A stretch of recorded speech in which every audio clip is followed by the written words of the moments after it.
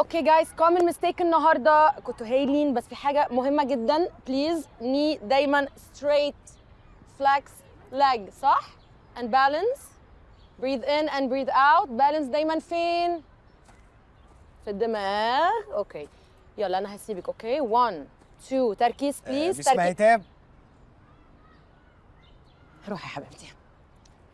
اهلا مستر نوفل. اهلا اهلا، انا سمعت كده خير ان اللهم جعله خير، يعني ان انا معاكم في المسابقه دي في الرحله. اها بالظبط مستر نوفل، احنا هنعمل اجتماع وهنشرح لك كل حاجه. اوكي انا مستني بقى الاجتماع ده، يعني مستنيه على فاير. اوكي انا الفاير وانا قاعد على الفاير. مساء الخير. مساء النور. مساء الفل. اهي ميس فدوى جت، يلا نعمل الاجتماع بقى عشان ده لازم، ده قرار مصيري. ايه ده؟ اجتماع ايه؟ لا ولا حاجه. مستر نوفل. ايوه. معلش عشان انا محتاجه محتاجه ايه؟ محتاجه قولي لي. محتاجه مس فدوى. طب كان اجتماع هايل يا جماعه، ويعني ربنا يكتر من اجتماعاتنا. باي باي. يا لهوي ده دمه خفيف.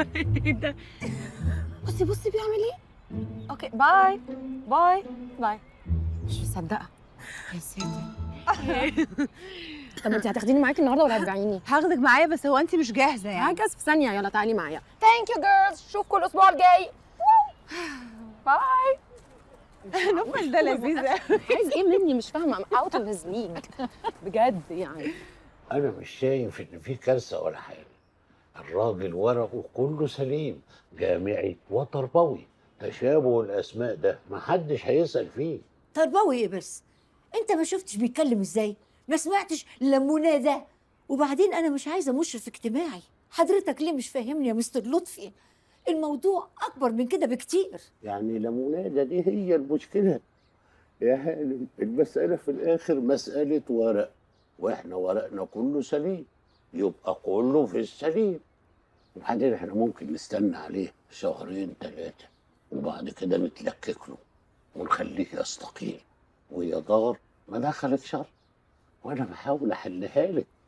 ما تنسيش حضرتك انه وقف قصاد اللجنه واتكلم وسمعوه، كانوا مبهورين بيه. ده كفايه الكتله، ده اول ما قال كتله كلهم سقفوا.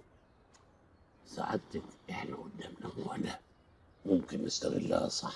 يعني انت عايزني اكمل في المصيبه دي شهرين 3؟ طب وضميري ومشروعي؟ لا معلش بقى، الغلطه من الاساس غلطه السكرتاريه. هم اللي ادونا الرقم وهم اللي حصل لهم لبس في الاسم. ذنب انا ايه بقى؟ انا عملت اللي مطلوب مني بالحرف الواحد وعلى اكمل وجه. سعادتك انا عايزك تفكري في الموضوع بالراحه كده وتوزنيه. هتلاقي ان كفه وجوده في المدرسه هي اللي هتطب، والا المشكله هتكبر والمدرسه تتقفل. لا، انا مش هكمل في المأساة دي. انا هكلم مستر ابو الوفا واشرح له كل حاجه الا الكذب والغش. وهتقولي ايه للوزاره؟ وتفتكري رد مستر ابو الوفا هيكون ايه لما يعرف؟ كده في الاخر هتتطربق فوق دماغنا احنا، صح ولا انا غلطان؟